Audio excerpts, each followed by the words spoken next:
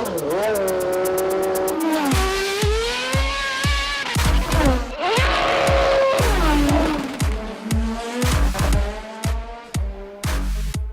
and welcome to another episode of Auto and Operator. I am your co-host Derek, and I'm going to be walking you through an ideal Indycar Part 2 of 1 million.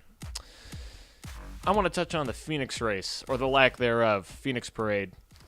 That was a terribly boring race, and then it got extremely irritating with this whole Simon Pagenaud somehow having a lap up on everyone in the field. Whatever. This year's Phoenix race was nearly identical to the boredom that was last year's Phoenix race. And while it is so awesome that they're cornering insanely fast and they're almost going as fast on the turns as they are in a straight line, don't get me wrong, that's awesome.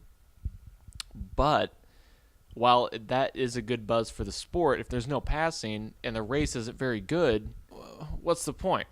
And the ratings show this. Phoenix got a 0.21 rating, and last year's race got a 0.26. So it's only getting worse. And you know what? You could see why. It is not very exciting because no one can pass. Now, this is supposedly going to be fixed in 2018 with the Universal Aero Kit. The closer we get to the Aero Kit, honestly, the more sad I am to see the competition between Honda and Chevy go. At first, I thought it was going to be absolutely perfect for the sport. It's what the sport needs.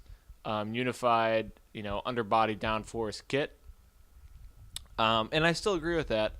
But it is kind of a shame to see that competition go. It will only be engines as a differential from here on out.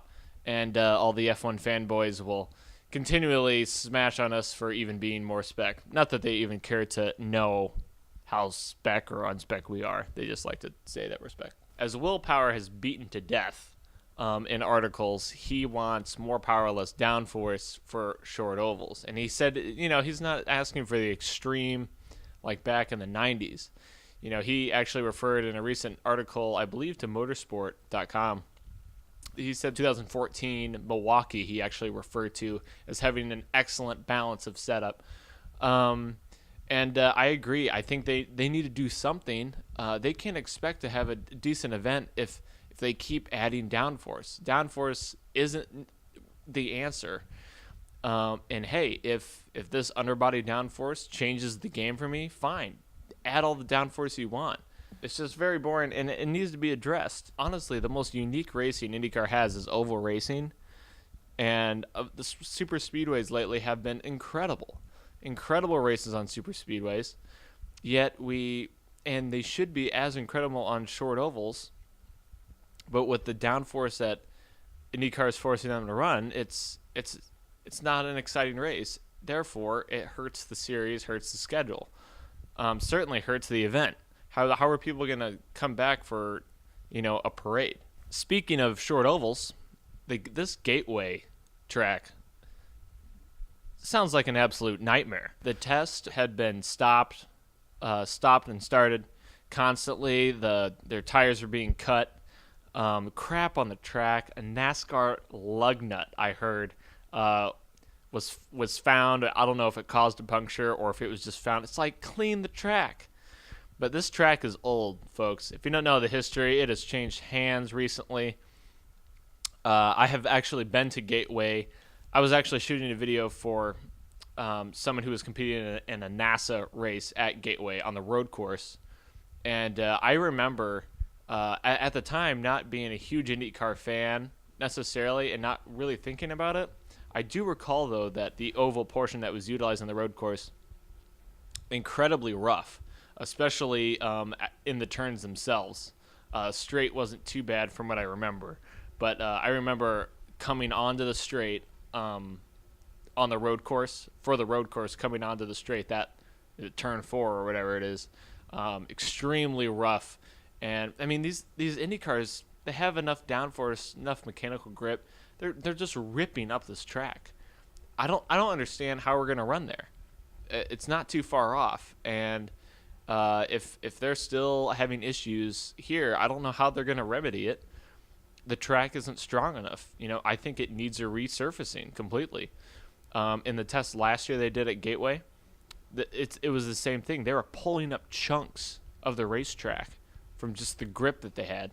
It's pretty unacceptable, and IndyCar, they better have a contingency plan, because I would not count on these guys. I mean, they're from Illinois, okay? Just speaking as a person from Illinois, not everything gets done right over there. So I would just not be surprised if that goes down the drain. I mean, I want another short oval, and I want an exciting short oval on the schedule, absolutely.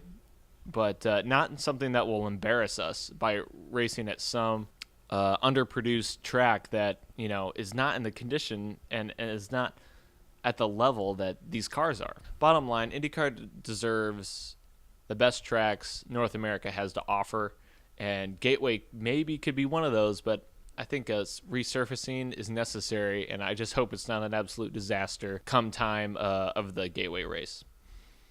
There's a rumor going around that Alfa Romeo could be pegged to be an engine supplier in the IndyCar series come the Universal Aero Kit era that is approaching us. And I was thinking about Alfa Romeo, and they've been really pushing some incredible marketing. The Julia advertising I've seen over the air network, during the Super Bowl even, they're really pushing their sports car, and they're really well done ads that sort of evoke the passion that their cars have. And I think that sort of brand aligning itself with IndyCar would be good. Chevy and Honda, they are very econo-box brands. They're not putting out anything aggressive. You could say Honda bringing the Type R over here is something. They just got the NSX out. That's something. Chevy is just boring. They do the same thing every year. Yes, Corvette, whatever. But none of them really have that passion. They're largely reliant on that, basic consumer sales, the econo boxes, the SUVs, all that stuff, which is fine. I'm not saying that's bad. But Alfa being in the series would bring an elite feel to the sport again. Not having these sort of cookie cutter engines. Not that Chevy and Honda are not good for the sport, but Alfa certainly has a high end feel to it, and that's something that is very welcomed. We need more money in the sport. We need more class. In the last episode of An Ideal IndyCar, Andrew mentioned that even just the clothing, the apparel, and the sort of attitude of IndyCar is just a little too blue collar sometimes. And that sometimes that sort of hurts us when being compared to F1 and that sort of thing. I love how relaxed the paddock is. I love how open it is. But can't we get some shirts that look nice? Some crispy IndyCar shirts, just something that looks nice, and Alfa, that beautiful branding, that beautiful logo. Man, that would just, that would look so good on an IndyCar. So, I really hope that comes to fruition, despite all their issues with the FCA lately. I think it'd be a great match, and I think they would promote the sport better than Chevy and Honda do. In fact, Honda and Chevy don't seem to tote their involvement with the sport at all.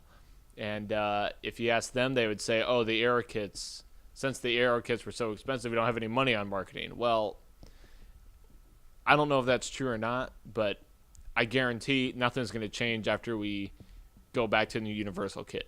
You won't see a rise in Facebook posts from Chevy saying, "We won in, Texas, we're awesome," sort of thing. I guarantee you won't see that on any feeds, because they're too focused on their SUVs and that sort of basic consumer sales. They don't push the series, They don't push their own involvement, therefore they don't push the series forward. And I don't think Honda really does either. But I think Alfa would. You already see their passion in their ads, the spirit, and we need a couple of those brands back in IndyCar to pull that marketing weight, because what these guys do is really awesome, and naturally I think it needs to be shown to the world, and Alfa would be an excellent way to do that.